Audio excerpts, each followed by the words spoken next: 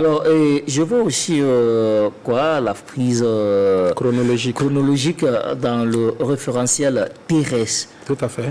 Voilà. La frise chronologique, c'est l'axe du temps. D'accord. Voilà, vous allez remarquer là-bas qu'on parle de la préhistoire. Oui.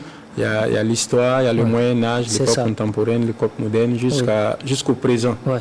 Voilà. Ouais. Donc, j'explique dans l'œuvre que de la préhistoire à l'époque actuelle, on est au présent. Ouais. Il n'y a pas de passé, on est au présent. On n'a jamais quitté le présent. Ouais. Parce que quand quelqu'un meurt, on dit il est au passé. Ouais. Quand quelqu'un vit, quand quelqu'un vit, on lui demande ton enfance, les événements passés, ça y est où? On dit encore ça y est au passé.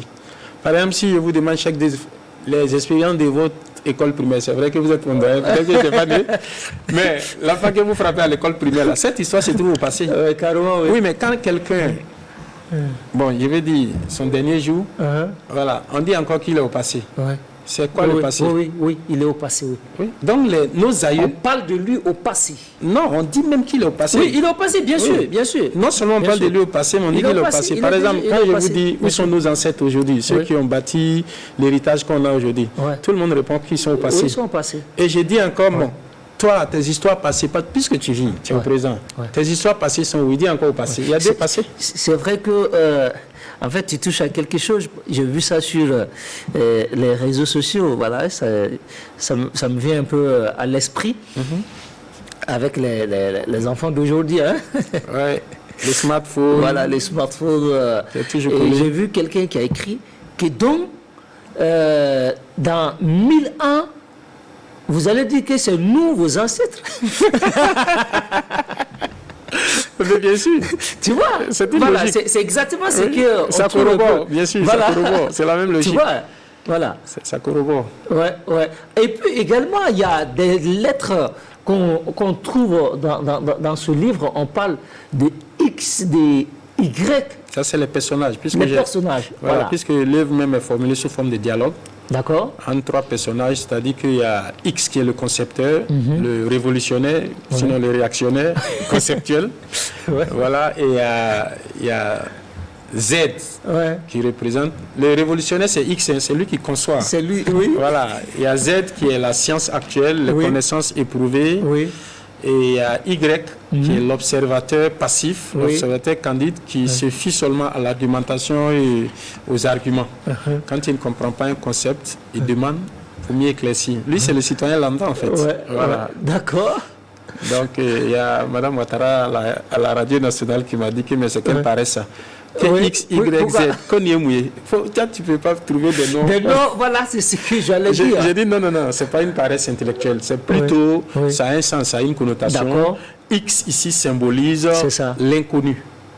L'inconnu dans les équations mathématiques. Et Y, c'est pourquoi, c'est le questionnaire. C'est why en anglais, puisque quand on dit la lettre Y, en anglais c'est why.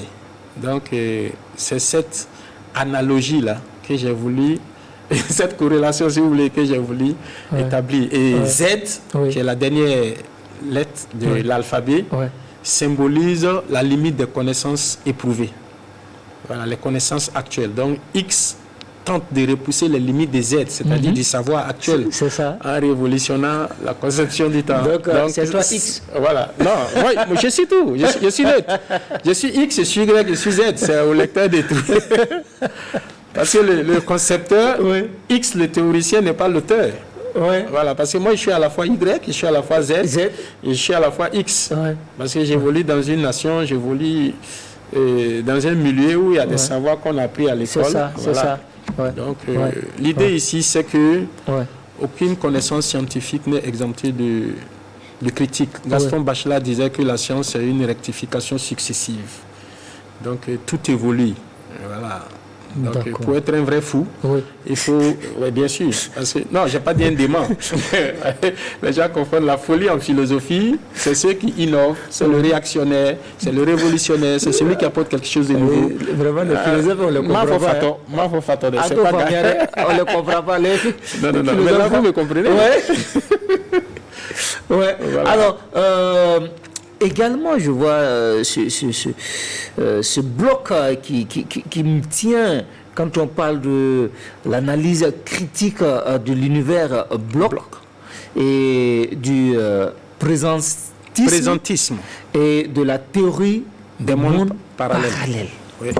Ce sont des concepts actuels, comme j'ai souligné dès le début. Ouais.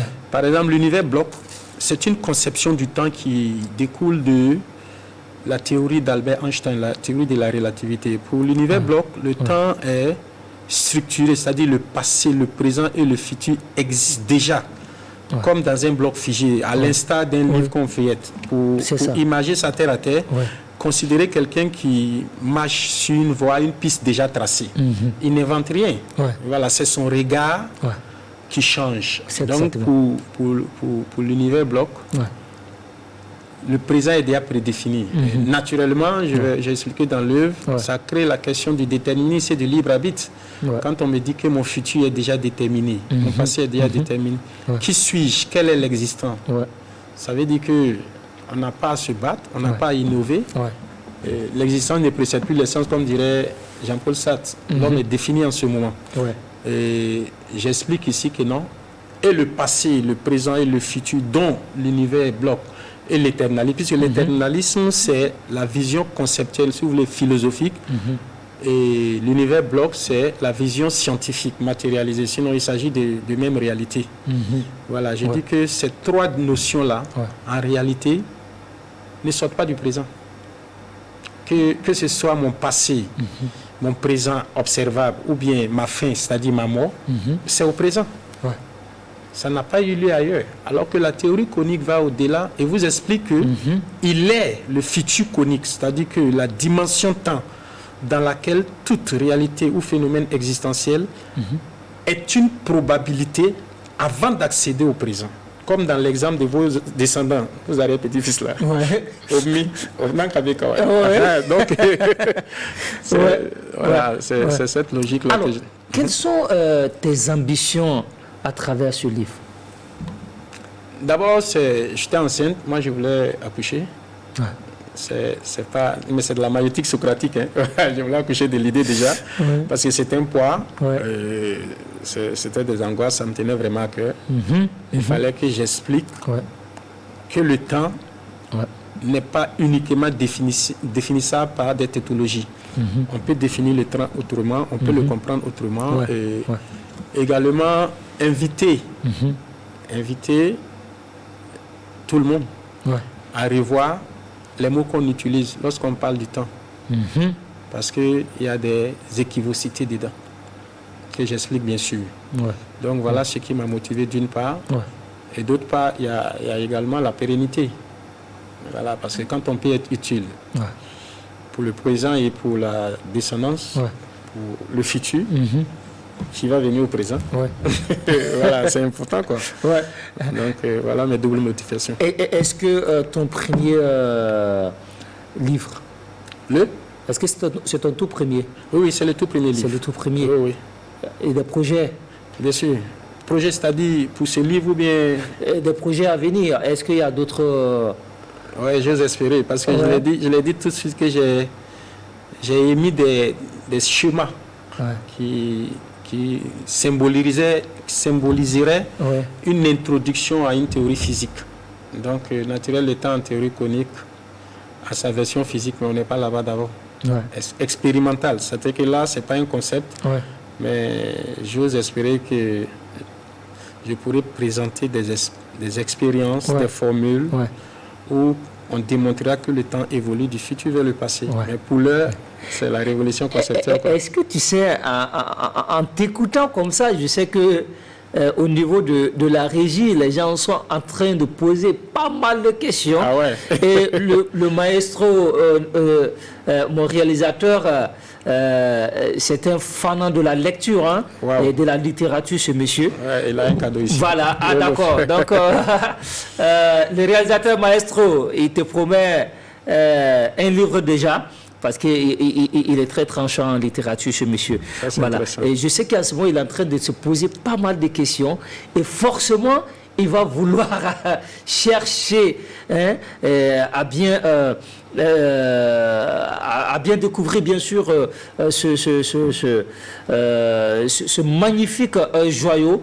Et c'est une recommandation également pour tous les télématinaux et toutes les télématinales. Hein. Franchement, il faut se procurer ce livre pour comprendre beaucoup de choses, hein, qu'on peut encore remettre en cause pas mal de choses, de théories. Hein. Ouais. Voilà. Et ça, c'est très important. Et ça, c'est très, très important. Alors, moi, je suis tenté de te demander, est-ce que tu envisages également, voilà, adapter ce livre au cinéma? Bon, ça ne dépend pas de moi. Vous êtes un communicateur et puis un réalisateur. Je sais que c'est une de vos casquettes. Oui, mais si chaque... Bien sûr, bien sûr. Parce que quand même... Trop de gens ne gardent pas la sauce. J'imagine quand même ce livre... Le scénario. Le scénario de ce livre en cinéma. Ah ouais, ça ne sera pas comme Interstellar, mais ça sera des existants qui viennent du futur. Exactement.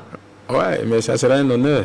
Ça serait un honneur, mais ce n'est pas mon registre, donc je ne maîtrise pas grand-chose. Alors, vous êtes invité, les réalisateurs, les scénaristes, les hommes en tout cas de l'audiovisuel et du cinéma, voilà, parce que moi, franchement, je suis même tenté de t'approcher pour voir comment on peut adapter ce livre au cinéma. Ça serait un honneur. Oui. Merci.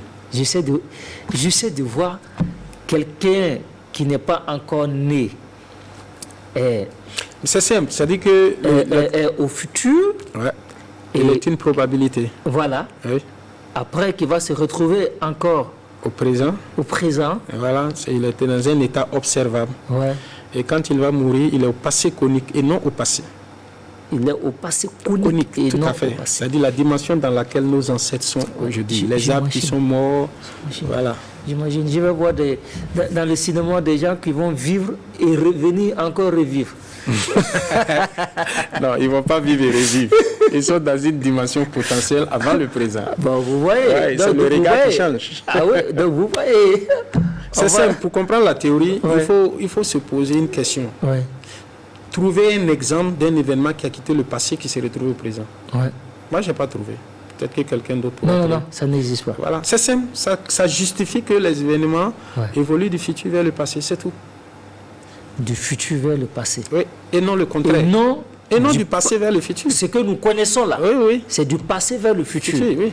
Mais toi, tu dis, c'est du futur vers le passé. Vers le passé. Oui. Après la conférence, il y a une dame qui m'a approché qui dit, mais qu'est le philosophe? Tu es venu chauffer nos nerfs ce matin. Merci. Et c'était, en tout cas, ce que nous recherchons en t'invitant à cette émission. Tu le mérites, hein, tu reviens quand tu veux, comme tu veux. Merci. Tu es chez toi. Voilà. Retenez que c'est Monsieur Salif Komi Sarov, hein, voilà, il est enseignant, il est également écrivain. La présentation de l'ouvrage Le temps en théorie conique, voilà. Merci de passer sur notre plateau pour présenter ce magnifique joyau. À avoir absolument, à avoir, s'il vous plaît. À avoir. Il faut insister. Voilà. À avoir. C'est très. Non, c'est très. Non, mais je pense que les gens vont chercher parce que voilà. Le maestro. Le maestro. Merci. Alors, le maestro, tu as un livre avec moi. Voilà. Le réalisateur. Voilà. Merci à toi. C'est très gentil.